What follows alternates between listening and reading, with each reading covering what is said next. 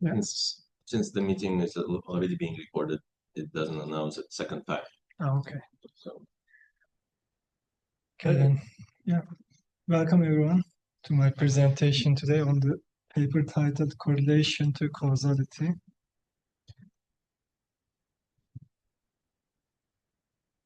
Okay. We will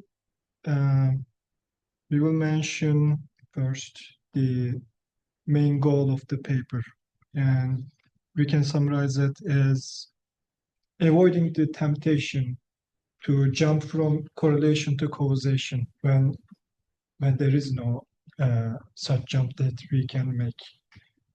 Even though our animal instinct, our cognitive bias, sometimes makes us tend to do this jump, as scientists, we need to avoid doing this when it is not justified.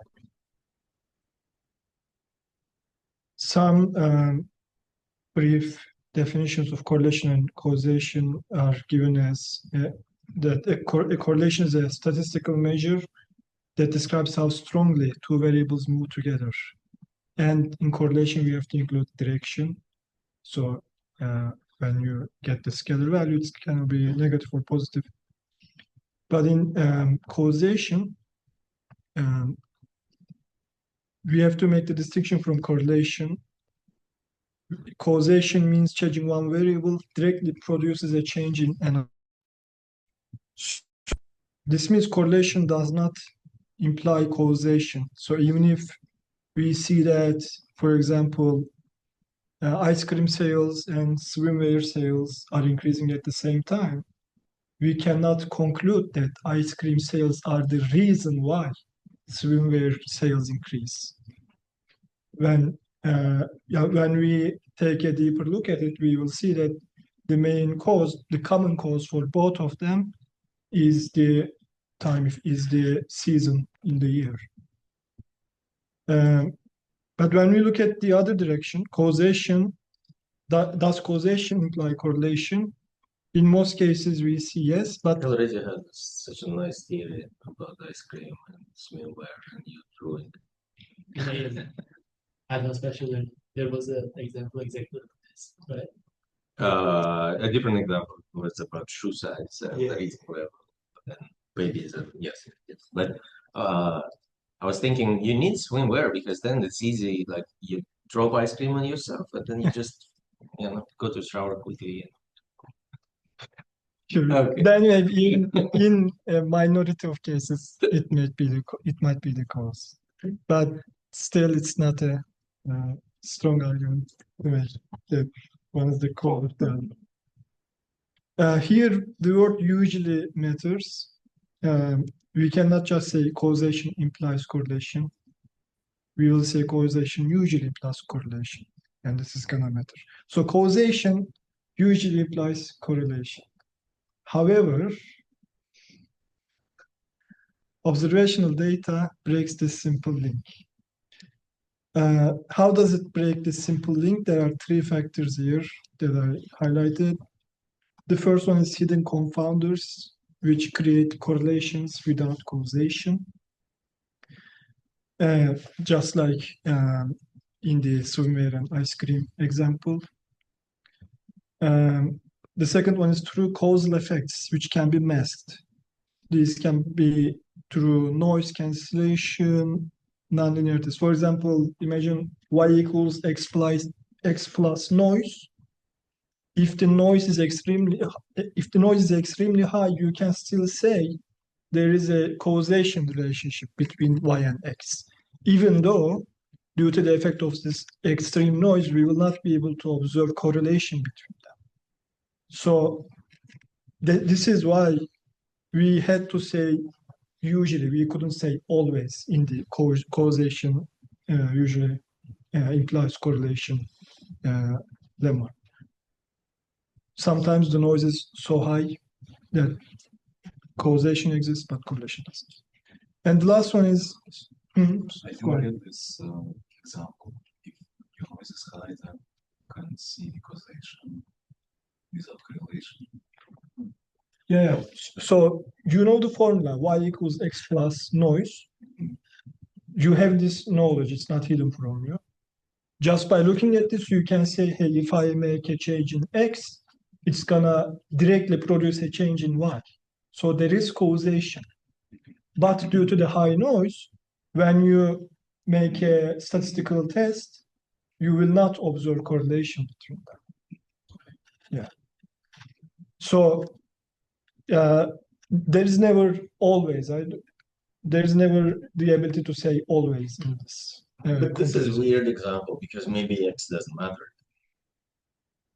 For But we are saying this is all we have. Y equals x plus noise.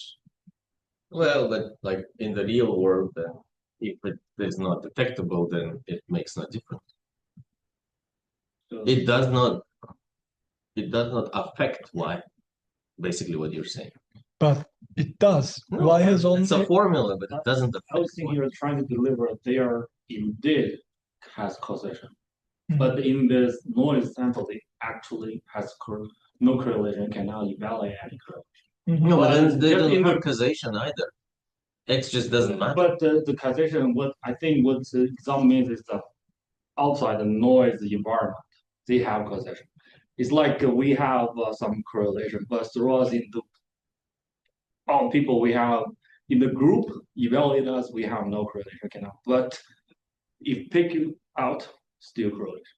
I think that's what it Oh, but it's means. like kind of the function changes, the system changes. Yeah, I don't think it's a mathematical way, right? It's But the- we have the knowledge. We know that that function is. No, you have a formula, but you can Mhm. never measure it. yeah, that- No. We are measuring it. We No. are measuring it. Well, then, and you Yeah. don't see it. There is no correlation. They are not related. We are X measuring- doesn't matter. Remove X. Mhm. So how, and like, what does it mean to cause something? Mhm. Philosophers spend 3,000 years on arguing stuff. There's a simple definition. When I say A causes B, what I mean is if I fix A or if I affect A, if I grab A and don't let it move, Mhm. then I will see that B changed because of my action. So when I say moon causes tide, what do I mean? Do I mean the formula? No, I just mean if I grab moon and wiggle it like that, my Earth crust will wiggle. That's what I mean. This is causation. Mhm. In your example, remove X, nothing changes on Y. There's no way to like nothing changes on Y. X doesn't matter. The X is not causing Y. Or like, Okay, fine. right? I can. it's like, I can- because what does it that mean makes to sense. cause? Like you can spend years arguing. Like Mhm. it's mathematical formula, but how do you know this mathematical formula? In our real world, you established it by measurements. Yeah. You invoke noise, right? Noise is a property of real world. So Yeah. it's an arguable example. Did you take it from the paper? No. Do they give an example when correlation doesn't imply causation? Oh, no. When causation doesn't imply correlation. I don't remember that. But Well, I think it's a good example. Like we know theoretically there is correlation, but we How cannot do you measure know it. theoretically? Well, maybe it's just no system, and maybe it's a system we know. Oh no, but that means there is no causation in your system. You build your system from X goes a wire into Y, but your noise is so high that this wire is not working. There's no causation. It's just not, and you still write this formula, but it's meaningless. I guess Because like the signal is not passing through. I guess even if noise is high, you can get an update and you can establish its correlation. So then there is correlation. Not correlation, causation. So what I want to say, I want to take a crack at this too. Sorry. So what I want to say that if there is noise, then could it be? It would suggest more likely that it would be that, or not really? Is that the more likely part also part of the? No, if it's unmeasurable, if it's like unmeasurable, Okay, yeah. then what are we talking about? It just doesn't matter. So the usual like Judea-Pearl and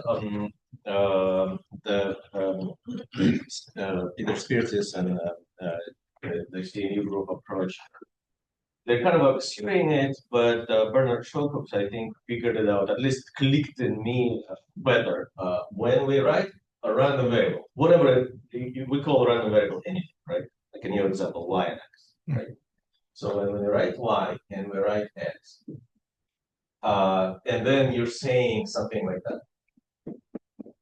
Noise, right? Yes. But what they gave an example that every random variable has a hidden noise generator like that.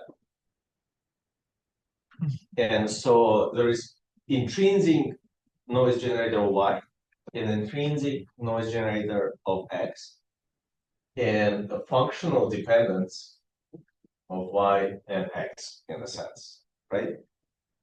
So what you're saying, this noise is so high here that X doesn't matter. No. X, this function is not there. It's just like it's unmeasurable. Then there is no. I'm saying that when the noise is too high, Y and X will not be correlated. I'm not saying X won't matter in terms of causation. Oh no! What then it means? I move the moon, Mhm. crust is not moving, and you still say no. There is a causal link. Crust is not moving. Oh, because High there's a enough for- huge earthquake, Hmm.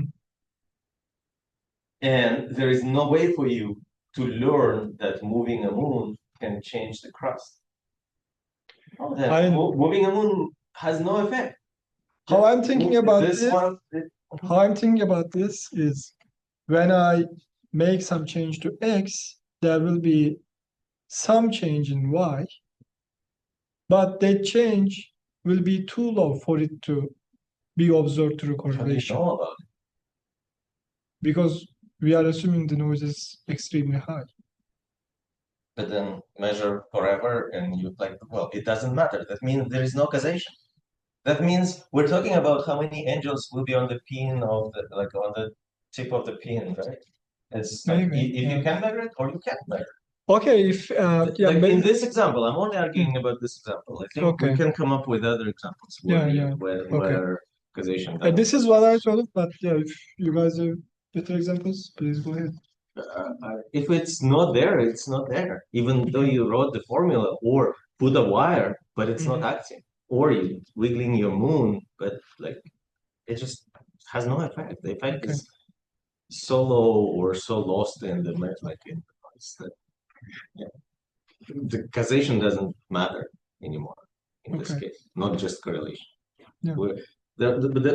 Okay, let's see what the paper has to say. I was just I'll think about another like a different example where stuff like you're saying, and I'm sure there are examples when those things cancel out and things like that. Okay, so the third one is feedback loops, which means when you just look at one variable getting affected by the other, you can circle back to where you started from, and that confuses people, and even it can even confuse computers if you are sure about what you're doing. No, but I think this is category error again. It's like you think about temperature, say, as a thing, and like in a feedback system, you incorrectly draw the boundaries. Mhm. And instead of saying, oh, there is time involved, and then no problem, this thing at time t still causes that thing at time t plus 12. But you drop the time, and there is a circle loop. They cause each other simultaneously. Like A causes B and B causes C. Yeah. And then it's like, well, there is no causation. It's an Ouroboros or whatever. But this is because you imposed a wrong carving of this abstract space. Yeah. Sorry, I just want to clarify. Is that reverse causality? Is that where? That's not reverse causality. What is reverse causality? When the variable that we're affecting has some influence on X, if Y has influence on X. But you have a misconception. Exactly. Yeah. That's the misconception I'm talking about. Categorical. Oh, okay.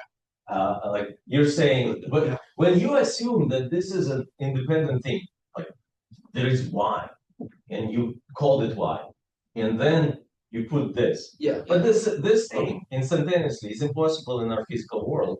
There's a time delay. There's always time delay for an arrow means information transfer. And so there is some kind of information transfer that happens. If a delay, right? There is a time axis, and say either this happens first, this second, this first, this second, and like that, right? And there is no problem. There's all this forward optimization in time. We haven't seen, well, maybe tachyons, but we haven't seen violation of that the causation in terms of information transfer backward in time. That's kind of but if you collapse it, it's like a circle. It's like a loop. But the loop is because of our model carving of the space, I think. And again, everything is, my opinion, strongly held. But yeah. But because such models are hard to explain to people in literature, especially when you're introducing the concept of causality in the literature. You mess up people's brain, Yeah. and they think whatever they taught in school is the truth. This is like what happened with Amir and his show and tell, and Pavel. When you were explaining Pavel what you do, it's an analogy. It's an oversimplification of what he explained. you pretended you understood. He pretended he explained, but it's much more. I mean, the devil is in its face. It's like it's kind of like, yes, it's a self-attention applied multiple times. But if you start thinking about it when you get home, you will come to the conclusion that this is stupid, which it is. Yeah, if you just interpreted this, but it's not what exactly we're doing. So like that's with this. You think about it for long enough. It's like, how could they teach us this, right? But they didn't teach you the truth. They just taught you something that you could understand at the point they taught. Yeah. I'm looking at this through the lens of I was taught this through political science degree. So I mean, to make it even more messy, there's mechanisms then also, not just confounders. And anyway, keep going. Yeah, political science is interesting because then you don't even know what the variables are. Yeah, which is Like in the brain too. yeah, right. And then my understanding of this is probably messed up. So I'm curious. No, go ahead. I mean, that's what we're doing. No, I'm all ears. I want to learn because we also had the ice cream, and I think it was oil cells is what she used analogy, but we also had voter turnout, if that makes sense. And there's a lot that's the example she used, and just so a lot of reverse causality, I guess. Yeah, you can see examples like that there, right? Yeah, because of all this, when they introduce causality in books, they will usually make this constraint that we are going to work on directed acyclic graphs. Like Yeah, because of this, yeah, things. But there is one more example. I'm trying to make it. So imagine I'm sitting in my home and working on my computer, and there are three variables that I'm measuring. I'm measuring whether my computer is functioning, like is it working or not, and I'm measuring whether my UPS, the power backup system, is working, or whether my house is getting electricity. And this is a tricky case of causality because while looking at what happens, I see that sometimes electricity turns off from electrical power plant, and AC turns on, and then like they're doing something in accord. But neither of them have any effect on my computer. My computer is just flat, keeps working. There is no correlation. So I will never establish, I will never be able to establish that they actually are, unless there is a transition process and there's momentarily. But if they're so smooth that electricity off, UPS on, and my computer is always on. It's like it never draws from battery or anything. And you're looking at the data, throw away the computer, it's independent of those two things. This is called an example of unfaithfulness. We rarely see them in real life. It's like there is a condition here. The system has to be faithful that those things need to be detectable. There shouldn't be perfect cancellation of things, but because if there are perfect cancellation, it's like the nature is completely like deceiving you. masking you because you're looking at the computer. It's independent of electricity. It does, like this is electricity source and that is electricity source, but it doesn't matter. When one is off and another one is off, it's still working. There's no dependence, no correlation, no nothing. But that's the faithfulness when causation is sort of there, but correlation is not there. Like, fully flattened, noise is not involved and stuff. But those systems we can't deal with, at least as far as I know, because they violate the faithfulness assumption. And will you get to assumptions after that? I Because guess, no causal discovery without assumptions. But okay, we must talk about their experiments in manufacturing. okay, we're gonna rewind a little bit about why we're using DAG. I think it may have been lost in my noise. Are you asking why we use this in No, general? you went into that and I interrupted you. Yeah, we use this for ease of explanation, and when you include cycles, everything gets exponentially harder to explain sometimes. So people constrained themselves from page 1 of the book to directed acyclic graphs like this one. Now, a feedback loop, that is not quite, when we use DAGs, does that account for feedback loops, or we can still have feedback loops? No, it's acyclic, Oh, so no cycles. Okay, continue. So in real processes, we will have high dimensional data, and we will have cycles too. So causal modeling is not going to be easy. And because of many variables, like in political science, randomized experiments will not be easy either. So the authors tried to come up with an approach to tackle these issues. They said, what if we combined observational data with experiments? So they simplified their approach into 2 steps. The first is, what do we have now? The second is, what else can we do?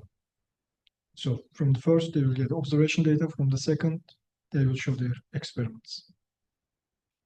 The first step, using the observational data, they want to reduce the many variables to a candidate set of variables so that they can work on more easily. And to do that, they use whatever observational data already exists, plus their predictive models, plus domain expertise. To screen variables, your screen means basically what's setting the goal, to eliminate most of the variables to get a small number of them to use. And in the next step, first of all, they keep looking back at step 1 to iteratively do it until it's fine, until they are sure that what they get from step 1 is small enough for them or useful enough for them, easy to use. And then we are going into a little bit their domain. They use the word sensor a lot, but we can think of the sensor as whatever this device we are using in our domain to collect our measurements. In manufacturing, these will be physical, real sensors. And then if candidates are clear, they say we should run randomized experiments. With the observational data from step 1, we couldn't do this because this was real data. We didn't randomize it. And now, after these randomized experiments, we can actually get to the information about which vital few variables cause a result in the output, which are the most significant. So from there, they segue to their case study in additive manufacturing, which is more commonly known as 3D printing. So what do they have? They want to look at parameters used in 3D printing machines and the measurements during the production to affect product quality. When I looked at this, I thought, how are they going to measure product quality? We'll see that in the next slide. They had 18 production batches. These were already in the factory. They were already made for commercial use. So the observational data, not specifically designed or influenced in any way for the experiment. So real data, real physical products. And 53 process variables collected from the sensors during the production of these 18 batches.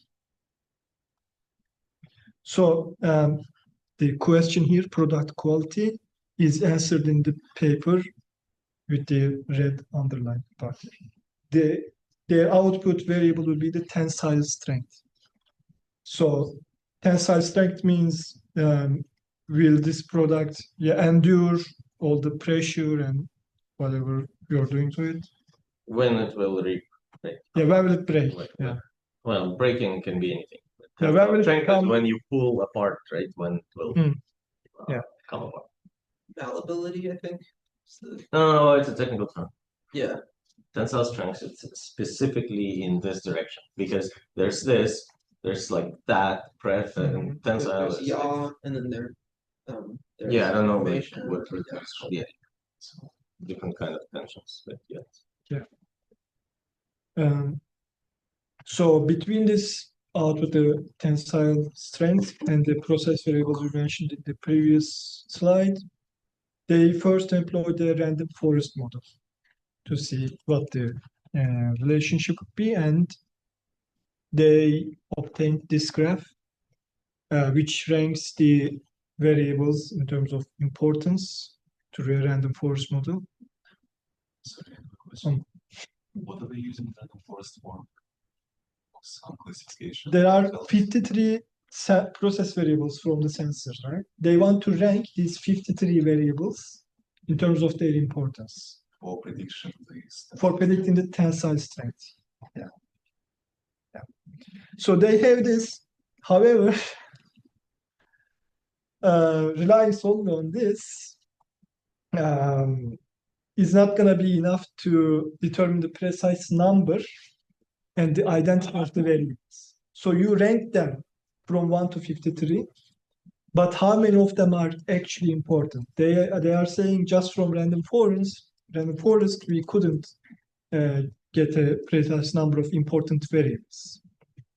But in one of their previous papers, they came up with this model called conditional Boruta, which does exactly that, which gives you can give it random forest models results, and it can give you a ranking, a better ranking, and it can tell you which ones are significant, how many are significant. This model is the details of this model are explained in their paper from before this paper. So I didn't put it here. But what matters to us in terms of causality is that did they get a ranking, a better ranking than random forest? Yes. So here on the right, we see the green bars that show the importance of 3 variables. They say for confidentiality, we hit what they were. We just gave them labels, 36, 49, 39. So these 3 variables are the most important, but now they are asking how do we validate? Just because the algorithm gave us a result, are we just going to trust it blindly? No, the validation is done through expert knowledge. And here the experts are going to be the process engineers working in the 3D printing factory. And these experts link the 3 variables that we determined to the process parameters of the 3D printing equipment. And at this point in the paper, they say what these 3 variables are. And they say now we are done with observational screening, the step 1 of 2. Now, moving on to step 2, they use these 3 variables. They, again, give them random labels, factors 1, 2, 3. So that was a bit weird to me, but okay, I guess that's what they do in their What is VS? random. The variables. Oh, variables. Yeah, these 3 variables in there. So they told us what these 3 variables are, but now they are again hiding which one is which in their experiments. And they say this is for confidentiality. So I said, okay, fine. Tensile strength. Maybe offended. I guess if they say, hey, if they say, Maybe for experiments, like double blind kind of. Not I don't know, for maybe confidentiality. they are afraid their competitors are going to Oh, see the results directly, and you know. I mean, what has become of the scientific publication? And this is not just scientific publication, right? This is an actual factory. Maybe there is. I mean, Go on, scientific that content. publications are used to be about actual work. Yeah. Here, No, see what science. greed does. This is what greed does. Anyway, in their experiments, they have 3 factors, and they are going to use 2 numeric values for each factor. This way, they will have 2 to the power of 3 different experiments, different trials of the experiment. And they say that this was only done once, so no replications because the cost is high. Because 3D printing. They just say hi. I didn't look up how much is high, but I trust them that it's high. So they have this normal plot. If someone can explain what a normal plot is, I would appreciate it. What is it? Yeah, they call it a normal plot. They had the 3 factors, and they found that factors 2 and 3 are important. And from this normal plot, Plot. normal plot. Is it like a normal distribution, but they made it a plot, so they're combining the 2 like a portmanteau? Maybe that's what it Maybe, is. I don't know. I think it may relate to the fact that the errors in linear models are assumed Gaussian, Yeah, normal or something. I thought about that, but then for quantile. I thought it was quartile. Never mind. Yeah, maybe because it's standardized. So anyway, sorry. Yeah, Yeah. How many standard deviations away? Yeah. In that sense. I mean, it's obviously standardized. So I'm assuming that's I don't know. Anyway. from this figure 5 normal plot, they interpreted the table 1. So the p-values for factors 2 and 3 are below their threshold really. If it's 0.05, then they will conclude that these are significant factors. So it's interesting here that they told us what the 3 variables are, so their competitor can still run the same experiments probably, just to reverse engineering, or I don't know. So they say these factors are tentatively identified as significant, and we are done with the experimentation. They say tentatively because they couldn't replicate it. So, maybe once they can replicate it, something will not be the same. They aren't sure yet. Anyway, that's the end of the experimentation. And here I made a bullet point slide to finish it, to sum it up. So what did we cover? We covered that pure randomized experiments are infeasible in complex manufacturing. And you can replace complex manufacturing with whatever complex real life system you are dealing with. And observational causality tools are not feasible with high-dimensional processes either. So to tackle this, they proposed using observational data to reduce the number of variables plus experiments to confirm that these small number of variables are actually significant.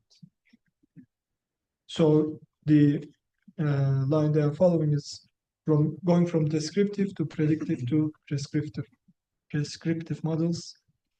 And they say you better combine your data with domain expertise to actually say you are doing causal learning. And thank you. Questions, please go ahead.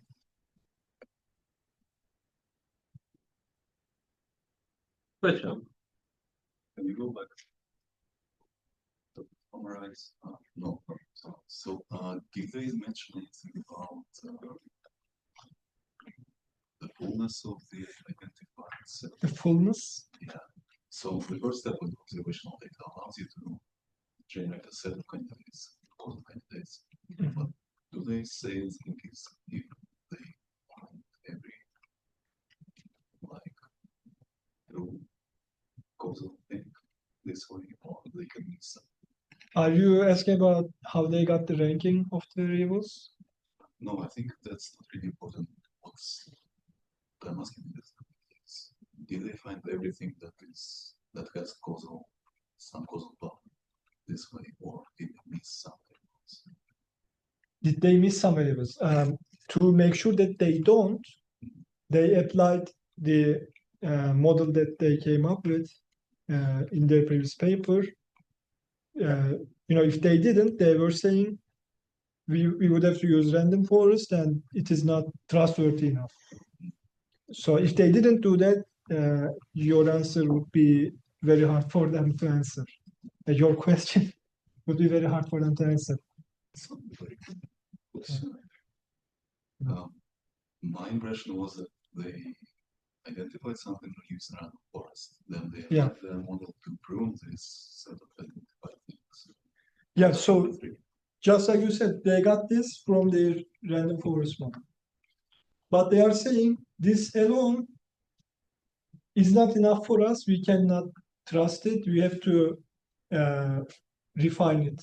We have to make sure once we select a small set of variables, they are significant. And how do we do that? And that was the question they tried to answer mathematically in their previous paper.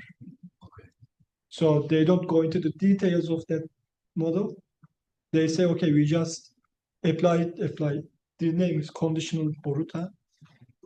They apply this on top of random forest, and they say now we are actually able to get a small number of significant variables.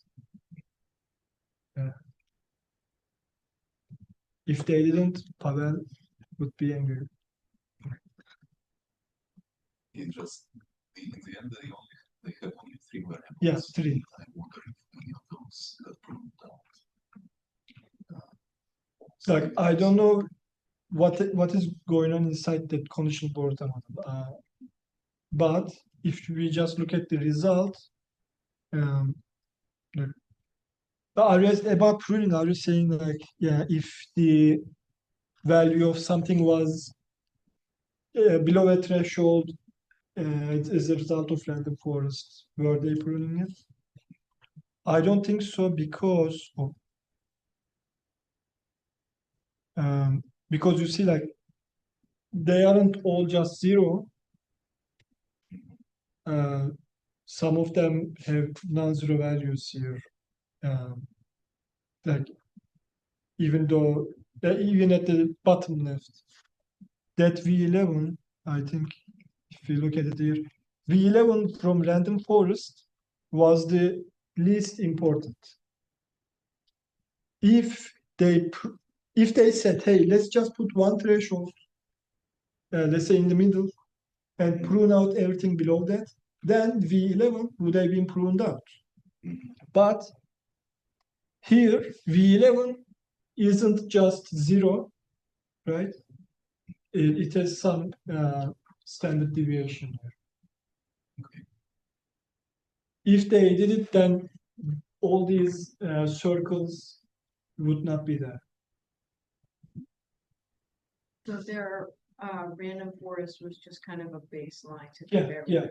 They said random forest is a baseline. A baseline is not enough. We better come up with a model. They did that in 2024. Then in 2025, they said, okay, we have this mathematical model. Let's try to apply this to a real life physical product. And they came up with this 3D manufacturing experiment. Very quirky paper. Huh? It's a very quirky paper. Yeah, interesting, right? Yeah. I mean, there's things like I'm wondering, like, why they choose 3D modeling to test this? Why did they? What does confidentiality mean? And why did they cite themselves? I don't know. I'm just Confidentiality means, hiding, yeah. which variable you used for, or like at the end, remember they had factors 2 and 3 determined as significant, but they are not saying which of the 3 significant variables are these 2. They are saying if you want to figure it out, go run your experiments. And they didn't tell us which 2 numeric values they used for these variables. Remember, we had 2 to the power 3 because each variable had 2 different numeric values. They aren't telling us what are those values. Did they? I know that they had experts, I guess, corrected or not corrected, but validate their findings. Did they actually share what the experts said, or is that? No, they just say to account for, like here using expert knowledge. That's all I said. Okay. Yeah. They use knowledge from process engineers. That's it. They don't say process engineer said this about this variable or any details like that. That doesn't exist in the paper.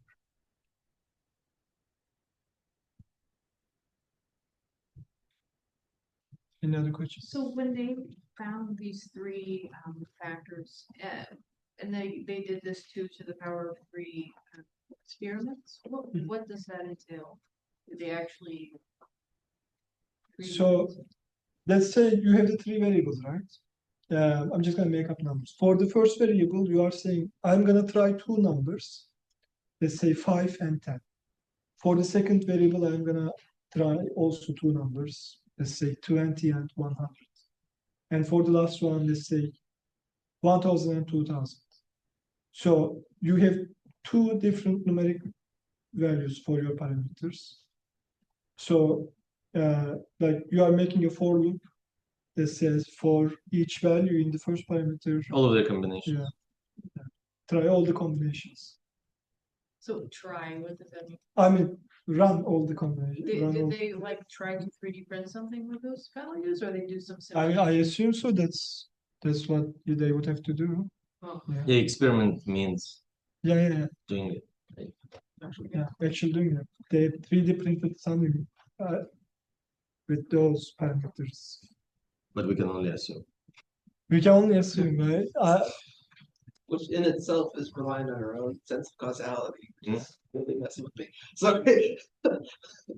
So we are trusting their. Well, but I would call it context. We put everything Yeah. in the context, Yeah. and We are trusting that changes they aren't lying. different context, different perception of exactly the same thing. We are trusting that there is some way to check that they actually ran these experiments. Yeah, we can repeat and then figure out that it doesn't work. Oh yeah, we can reverse engineer it. He said, yeah.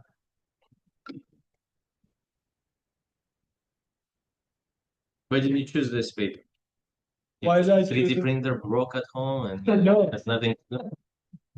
I never used the 3D print, but I was looking for some real life experiments that includes correlation and causality, and this is what came up. And I was looking at recent papers, so this is from 2025,